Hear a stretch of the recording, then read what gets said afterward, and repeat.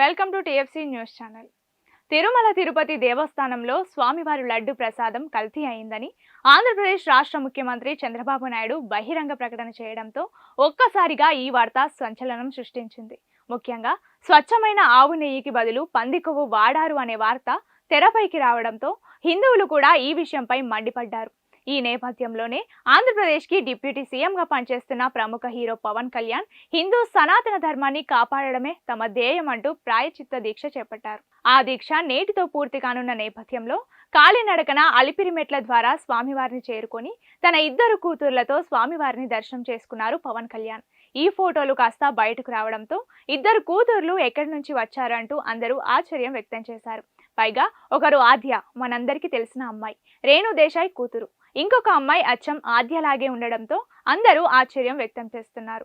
ఈ అమ్మాయి పవన్ కళ్యాణ్ అన్నా లెజినోవా సంతానం అంటూ అందరూ కామెంట్లు కూడా చేశారు. కానీ ఇక్కడ విస్తుపోయే నిజం ఒకటి బయటికి రావడంతో అందరూ ఆశ్చర్యం వ్యక్తం చేస్తున్నారు. రేణు దేశాయ్ నుంచి విడిపోయిన తర్వాత రష్యాకు చెందిన ప్రముఖ నటి అన్నా లెజినోవాను మూడో వివాహం చేసుకున్నారు పవన్. అయితే వీరి వివాహం జరిగి కేవలం 11 సంవత్సరాలు మాత్రమే అవుతోంది. కానీ పవన్ కళ్యాణ్ దగ్గర ఉన్న అమ్మాయి దాదాపు ఆద్య వయసుతో సమానంగా కనిపిస్తోంది.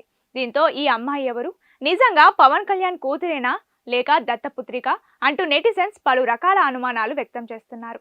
అసలు విషయంలోకి వెళ్తే ఆ అమ్మాయి పవన్ కళ్యాణ్ అన్నా లెజినోవా సంతానం కాదట. అన్నా లెజినోవా మొదటి భర్త కారణంగా జన్మించిన అమ్మాయి. అయితే ఈ అమ్మాయికి తన తల్లి అంజని పేరు కలిసి వచ్చేలా పోలేనా అంజని పవనోవా అని పేరు పెట్టారు. ఇకపోతే ఈ విషయం తెలిసి అందరూ ఆశ్చర్యం వ్యక్తం చేస్తున్నారు. అంజని పవన్ కళ్యాణ్ సొంత కూతురు కాదా అంటూ ఆశ్చర్యం వ్యక్తం చేస్తూ ఉండడం గమనార్హం. ఇకపోతే పవన్ కళ్యాణ్ అన్నా లెజినోవా దంపతులకు మార్క్ శంకర్ పవనోవిక్ అనే అబ్బాయి 2017లో జన్మించారు. తిరుమల తిరుపతి దేవస్థానంలో స్వామివారి లడ్డు ప్రసాదం కల్తీ అయిందని ఆంధ్రప్రదేశ్ రాష్ట్ర ముఖ్యమంత్రి చంద్రబాబు నాయుడు బహిరంగ ప్రకటన చేయడంతో ఒక్కసారిగా ఈ వార్త సంచలనం సృష్టించింది. ముఖ్యంగా స్వచ్ఛమైన ఆవు నెయ్యికి బదులు పంది కొవ్వు వాడారు అనే వార్త తెరపైకి రావడంతో హిందువులు కూడా ఈ విషయంపై మండిపడ్డారు. ఈ నేపథ్యంలోనే ఆంధ్రప్రదేశ్కి డిప్యూటీ సీఎంగా పనిచేస్తున్న ప్రముఖ హీరో పవన్ కళ్యాణ్ హిందూ సనాతన ధర్మాన్ని కాపాడడమే తమ ధ్యేయం అంటూ ప్రాయచిత్త దీక్ష చేపట్టారు.